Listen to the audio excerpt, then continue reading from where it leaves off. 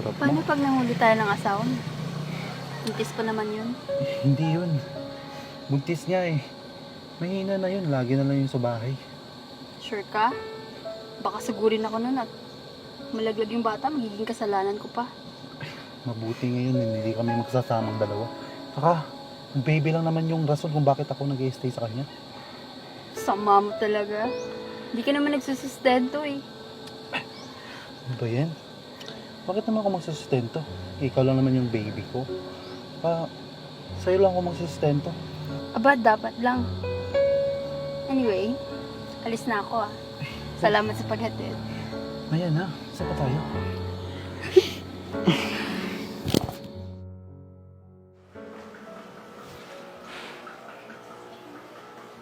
Saan ka galing? Siyempre sa pasada. Huwag mo sabihin, pati ba naman yan? Pag-aawayan pa natin. Nagpapasada ka buong magdamag? Sus, kasalanan ko ba yun na maraming nagbubok sa akin? Maraming pasahero? Hindi naman sa ganon. Ang sa akin lang, sana naman matuto kang umuwi. May naghihintay sa'yo dito. Buntis ako, Jonathan. Jocelyn, buntis ka lang, hindi ka lumpo! Huwag ka kang sobrang OA. Pwede mo pa naman gawin lahat ng mga gusto mong gawin dito ah. Oo nga, makakakilos pa ako. Pero iba pa rin naman pag nandito ka eh. Kasi, matutulungan mo ko. Alam mo, naririndi na ako sa'yo eh. Yung mga kadramahan mo yan, huwag kang sobrang drama, Jocelyn. No, pag ganyan ka, iwanan kita. Diyan ka na nga.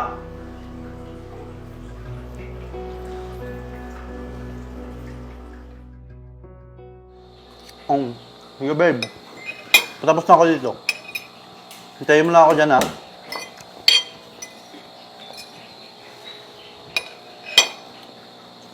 Sige, sige. Mahal? Mahal, hospital na kayo tayo. Ang sakit na kasi ng tiyan ko. Diyan ka na pala, hindi ka man lang sabi. Sorry, mahal. Sino ba kasi ang kausap mo? Masakit lang talaga kasi ang tiyan ko. Hindi ko alam kung anong nararamdaman ko. Sahero ko yung kasausap ko. Tsaka, hindi mo pa nang kabuhanin ngayon ah. Huwag ka kasing galaw ng galaw. Pumirme ka. Eh, mahal. Nag-aalala lang kasi ako. Tsaka, baka may mangyari kasing masama. Mabilis lang naman yun eh. Yung pasahero mo nga, kaya mong ihatid. Tapos ako yung asawa mo na buntis, hindi? Hindi ka ba nakakaintindi? Boba ka ba? Kausap ko yung pasahero ko. Unahin mo pa yung kadramahan mo kaysa sa trabaho ko. Pera to, Jocelyn. Sorry, mahal. Sige, ako na lang muna siguro. Mas mabuti pa. Doon ka na muna sa mama mo. Masasamahan ka nila dun. Huwag ka na maghintay may gabi. Baka hindi na ako makauwi. Sige, mahal. Sorry ulit, ha. Ingat ka.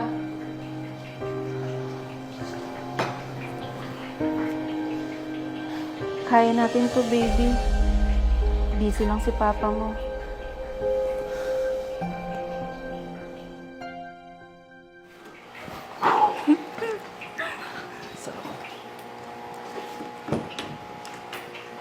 Teka lang, baka biglang umuwi ang asawa mo dito. Hindi yun. Pinauwi ko yung kay mama niya. Tsaka, solong-solo kita ngayon. Sige, sabi mo eh. Pero, sigurado ka ba na ito lang yung bahay mo? Hindi. Sa asawa ko to. Pansamantala na naman kami dito eh. Tara na. Pasok ka. Sure.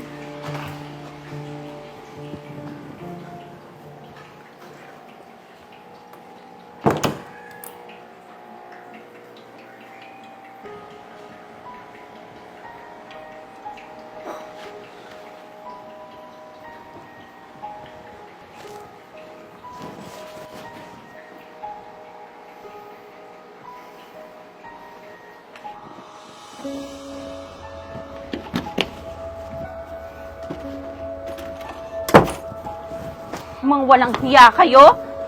Anong ibig sabihin nito? Jonathan, bakit may babae sa kwarto natin? Di ba pinauwi kita kay mama mo? Para ano? Para maitago nyo tong panluloko nyo? Walang hiya ka, Jonathan. Alam mo bang mag-isa ako pumunta sa doktor? Kasi ang sabi mo, mamamasada ka. Yun pala, iba ang sakay mo. Hindi ka na naawa sa akin. Hindi ka na naawa sa anak mo. Wait, biyahe? Sakay? Driver ka? Oo, driver siya. Hindi mo alam?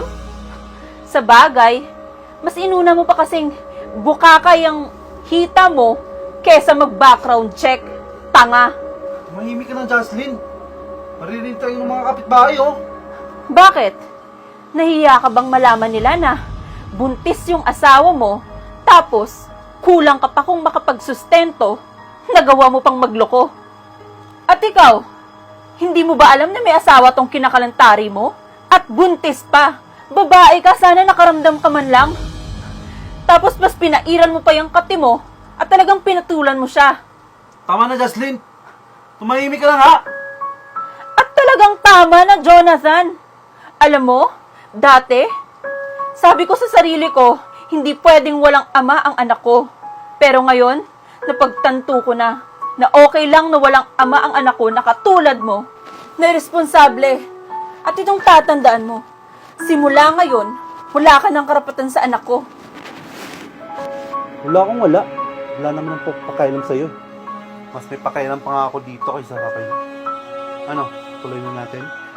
Ayoko nga. Asa ka. Alam mo, napakasinungaling mo. Sabi mo businessman ka. May sasakyan ka. Yun pala, driver ka lang. Kala ko mahal mo ako. Anong mahal? Pera. Pera lang mahal ko. At obvious naman na wala ka nun. Diyan ka na nga.